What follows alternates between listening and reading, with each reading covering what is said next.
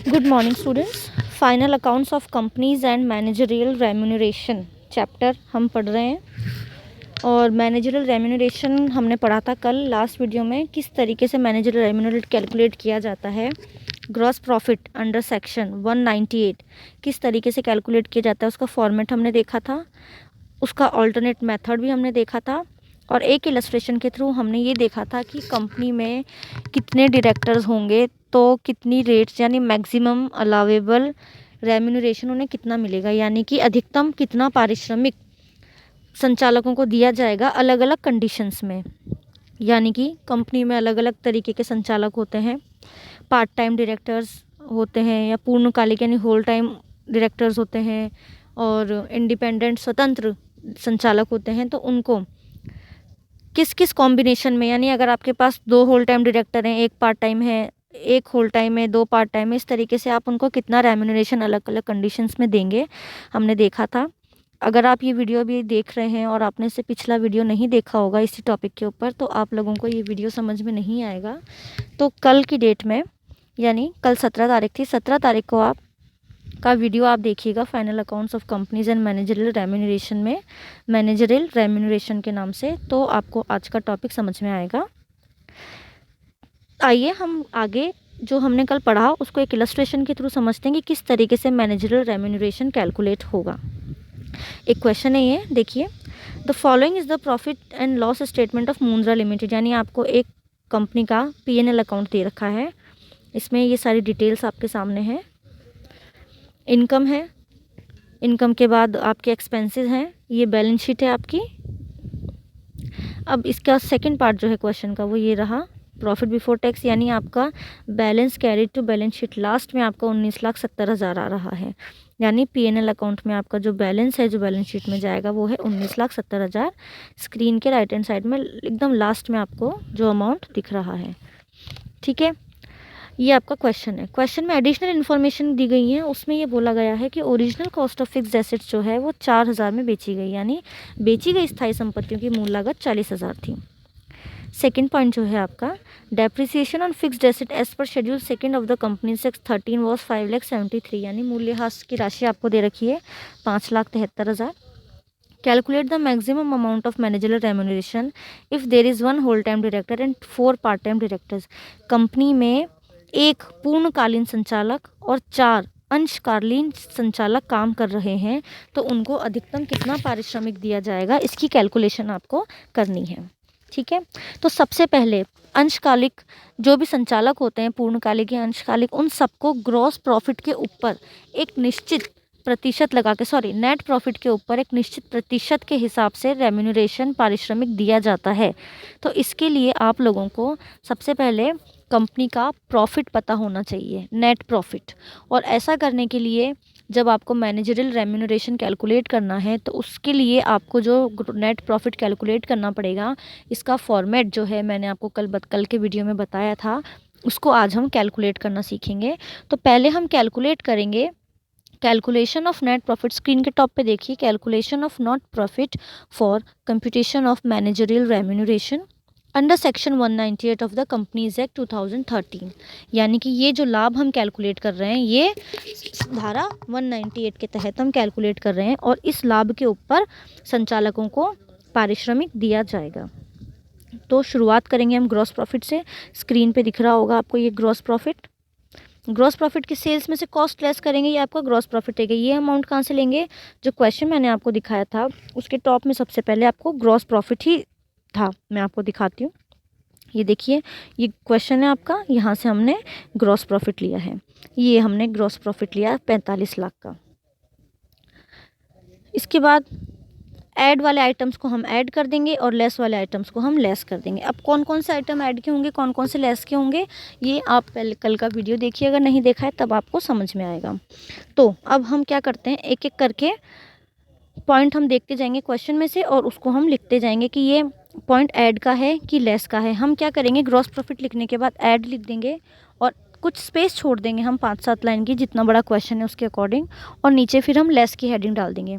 फिर हम balance sheet पे जाएंगे क्वेश्चन की, और हम एक एक पॉइंट पढ़ते जाएंगे और ऐड का आइटम है तो ऐड में लिखते जाएंगे, लेस का आइटम है तो हम लेस में लिखते जाएंगे।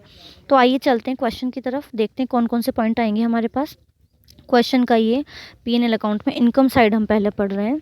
इसमें सबसे पहले ग्रॉस प्रॉफिट आया था जो हमने स्टार्टिंग में लिख दिया, क्योंकि जब हम प्रॉफिट निकालेंगे कैलकुलेट करेंगे तो शुरुआत ही उसकी ग्रॉस प्रॉफिट से करेंगे।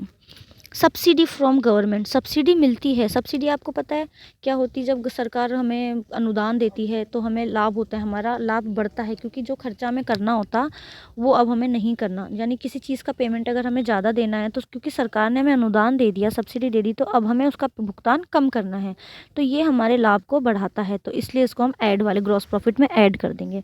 तो ये ऐड वाले कॉलम में आएगा सब्सिडी। इंटरेस्ट ऑन इन्वेस्टमेंट, ये भी हमारा लाभ बढ़ाता है तो ऐड वाले कॉलम में आएगा।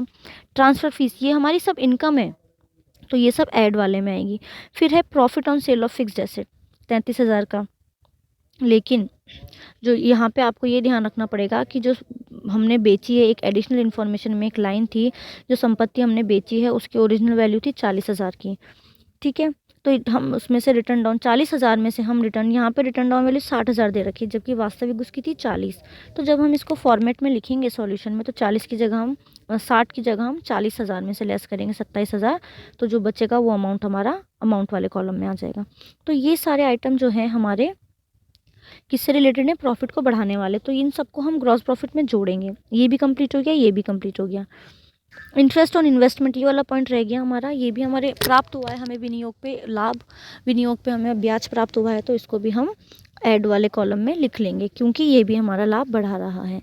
Profit on ratio of forfeited share, अब ये हमारे काम का नहीं है यहाँ पे, क्योंकि हमें यहाँ से वही पॉइंट पिक करने हैं जो हमारे सेक्शन 198 के अंडर काम के हों, तो इस पॉइंट को हम छोड़ देंगे, इसको आप यहाँ पे नहीं लेंगे। अब आते हैं हम एक्सपेंस पे। एक्सपेंस में एडमिनिस्ट्रेशन एक्सपेंसेस हमारा ग्रॉस प्रॉफिट कम करते हैं, इसको हम लेस वाले में लिखेंगे। रेंट जो हम दे रहे हैं लेस वाले में लिखेंगे।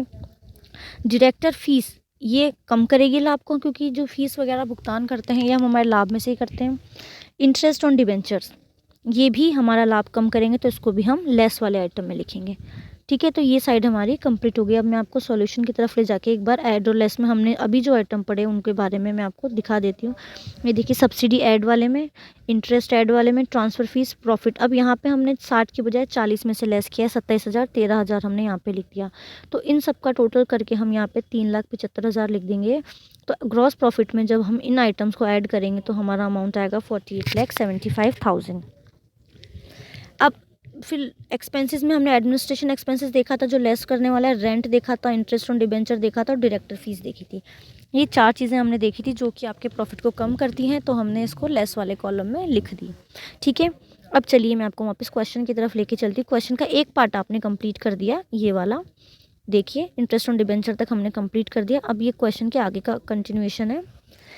उसके बाद है compensation on for breach of contract, यानी कोई कॉन्ट्रैक्ट किया होगा उसको तोड़ने पे आपको फीस जो कंपनसेशन देना पड़ा, तो उसका आपने 43,290 पेमेंट किया, तो ये आपका लाभ को कम करेगा, तो इसको आप लेस वाले आइटम में लिखेंगे। अब है मैनेजरियल रेम्यूनरेशन, ये आपने कितना दिया? 2,80,000। तो देखते हैं ये कितना आएगा, ये तो हम बाद में कैलकुलेट करेंगे, तो इसको आप अभी एज इट इज़ छोड़ दीजिए। वर्कमैन कंपनसेशन, यानी आपने ये जितना दिया है, ऐच्छिक जो आपने दिया है वो हटा के जो बचेगा वो यहाँ पे आपको लेना पड़ेगा। तो 27,893 इसका अमाउंट है। इसमें से आपने वॉलंटरीली वर्कमैन कंपनसेशन, यानी कर्मचारियों को कोई नुकसान होने पे उसके बदले जो क्षतिपूर्ति राशि दी जाती है वो कंपनसेशन इंग्लिश में बोलते हैं उसको। उसके यानी कोई काम में नुकसान या उनकी छटनी के बदले उनको निकाल दिया जाता है नौकरी से, या उनको कुछ नुकसान हो जाता है, कोई एक्सीडेंट हो जाता है काम के दौरान, तो इसके बदले में कंपनी उनको एक क्षतिपूर्ति राशि देती है जो इंग्लिश में कंपनसेशन कहलाती है। तो अगर ऐसा कोई पॉइंट दिया जाता है तो ये भी आपकी प्रॉफिट्स को कम करता है, क्योंकि प्रॉफिट में से ही आप इसको निकाल के देंगे। तो यहाँ पे वॉलंटरी पेड किया है 5,350, तो ये हिस्सा आप हटा देंगे। जो बचा हुआ है ये तो आपने अपनी इच्छा से दिया, यानी उसने अपनी आउट ऑफ पॉकेट दिया होगा कंपनी के डायरेक्टर्स ने या कंपनी के मालिकों ने, तो जो बचा वो यहाँ पे आप प्रॉफिट को लेस कर देंगे आप। डेप्रिसिएशन आपको लेस करना है बिल्कुल, कितना है डेप्रिसिएशन यहाँ पे 5 लाख का। लेकिन आपका एक एडिशनल इन्फॉर्मेशन में आपको ये दे रखा था कि जो डेप्रिसिएशन है वो कंपनी अधिनियम के अकॉर्डिंग केवल कितना है यहाँ पे 5,73,000। ये देखिए अमाउंट 5,73,000 है, तो आप डेप्रिसिएशन इतना ही लेंगे। तो यहाँ पे देखिए क्वेश्चन देख रहे हैं आप, डेप्रिसिएशन भी हम ले लेंगे 5,73,000। Loss on sale of investment, ये हमारे काम का नहीं है, यहाँ पे आपको नुकसान हुआ है लॉस का। प्रॉफिट होता है तो हमारा वो बढ़ाता है प्रॉफिट, लेकिन अगर ये लॉस हुआ है तो आप अपने प्रॉफिट में से इसको कम नहीं करेंगे। ठीक है, नेक्स्ट देखिए आप, प्रॉफिट बिफोर टैक्स में प्रोविजन फॉर टैक्स आ गया यहाँ पे। ये इस पॉइंट की मैं बात कर रही हूँ। प्रॉफिट आ गया, ब्रॉड फॉरवर्ड का लॉस क्या, ये सब हमारे काम के यहाँ पे नहीं है, तो इनको हम कंसिडर नहीं करेंगे, क्योंकि ये तो पिछले साल के और इस साल के प्रॉफिट का ब्यौरा है। आपको जो नेट प्रॉफिट कैलकुलेट करना है वो 198 के अकॉर्डिंग करना है। तो ये आपने बैलेंस शीट कंप्लीट कर ली। एडिशनल इन्फॉर्मेशन में आपको एक तो फिक्स्ड एसेट के बारे में बोला गया था, तो वो भी आपने कंसिडर कर ली। हमने फिक्स्ड एसेट 40,000 में से माइनस कर दिया था, डेप्रिसिएशन 27,000 का। डेप्रिसिएशन ले लिया हमने 5,73,000 का, तो हमारे ये एडिशनल इन्फॉर्मेशन वाला पार्ट भी कंप्लीट हो गया। अब मैं आपको सॉल्यूशन की तरफ लेके चलती हूँ। ये देखिए यहाँ पे डायरेक्टर फीस हमने लेस कर दी, compensation for breach of contract जो तोड़ा था वो लेस कर दिया। वर्कमैन कंपनसेशन फंड में 27,893 में से 5,350 माइनस कर दिए, और जो बचा उस पर हमने यहाँ पे नेट ग्रॉस प्रॉफिट को हमने उससे लेस कर दिया। डेप्रिसिएशन ले लिया हमने कितना, 5,73,000 का, बिल्कुल लास्ट में आपको दिख रहा होगा। तो इस तरीके से जब आप लेस कर देंगे सारी चीज़ों को, इन सबको आप ऐड करेंगे, तो यहाँ पे आपके 15,85,625 का अमाउंट आएगा, जिसको आप 48,75,000 के प्रॉफिट में से लेस कर देंगे। तो आपका net profit under section 198 for the purpose of managerial remuneration, यानी प्रबंधकीय पारिश्रमिक की गणना करने के लिए धारा 198 के तहत जो लाभ कैलकुलेट करना है वो आपका आया है 32 लाख। तो यहाँ पे 32,89,375। इस तरीके से यहाँ पे कैलकुलेट किया जाएगा, ऐड वाले आइटम को ऐड करके जो प्रॉफिट बढ़ाएंगे, लेस वाले आइटम को लेस करके। लेकिन आपको आइटम यहाँ पे वही ऐड और लेस वाले कंसिडर करने हैं जो आपके फॉर्मेट में दे रखे हैं, और फॉर्मेट जो है वो आपको पिछले वीडियो में मैंने भेजा है। ठीक है, अब ये तो कंप्लीट हो गया आपके प्रॉफिट कैलकुलेट करने का पार्ट, यानी क्वेश्चन सॉल्यूशन का हमारे एक पार्ट कंप्लीट हुआ है, जिसमें हमने नेट प्रॉफिट निकाल लिया। अब इस नेट प्रॉफिट के ऊपर हम कंपनी में कितने डायरेक्टर्स हैं और कितनी रेट है उसके हिसाब से हम उनका भुगतान करेंगे। देखिए, calculation of managerial remuneration, company में एक पूर्णकालिक यानी होल टाइम डायरेक्टर है और 4 पार्ट टाइम डायरेक्टर हैं। तो पार्ट टाइम डायरेक्टर्स के लिए जो रेट है वो 1% होती है, तो हमने यहाँ पे 1% दे दिया, और होल टाइम डायरेक्टर के लिए अधिकतम जो रेट होती है वो 5% की होती है, तो हमने दे दिया। अब ये किसके ऊपर लगेगा, प्रॉफिट के ऊपर, जो आपने अभी कैलकुलेट किया 32,89,375 का। तो होल टाइम डायरेक्टर्स को तो इस अमाउंट के ऊपर 5% दे देंगे, तो आएगा आपका 1,64,468। और अंशकालिक ये पार्ट टाइम डायरेक्टर जो 4 हैं, इनको अधिकतम आप 1% दे सकते हैं। अब आपको इसको आप जिस अपनी कंपनी के टर्म्स के अकॉर्डिंग चारों में किस तरीके से डिस्ट्रीब्यूट करना है वो अलग बात हो गई, लेकिन जो 4 अंशकालीन डायरेक्टर्स हैं, 4 पार्ट टाइम डायरेक्टर्स, उनको नेट प्रॉफिट का 1% से अधिक भुगतान नहीं कर सकते हैं। तो यहाँ पे हम अधिकतम कितना देंगे, 32,893.75। तो यहाँ पे टोटल रेम्यूनरेशन कितना जाएगा, 1,97,362.5।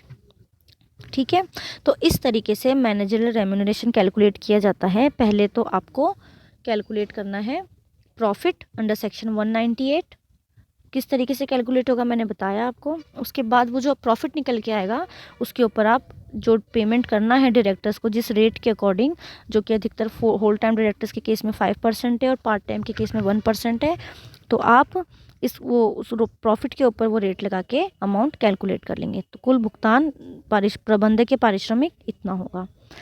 इस तरीके से मैनेजरियल रेम्यूनरेशन हम कैलकुलेट करेंगे। एक बार और देख लीजिए सॉल्यूशन, ये ऐड और लेस करके, ऐड के आइटम ऐड करके, लेस के आइटम लेस करके आप प्रॉफिट तक पहुंचेंगे। क्वेश्चन एक बार देख लीजिए, आप इसका स्क्रीनशॉट भी ले सकते हैं। स्क्रीनशॉट लेने के बाद आप खुद इसको सॉल्व करना, क्वेश्चन आपके सामने है।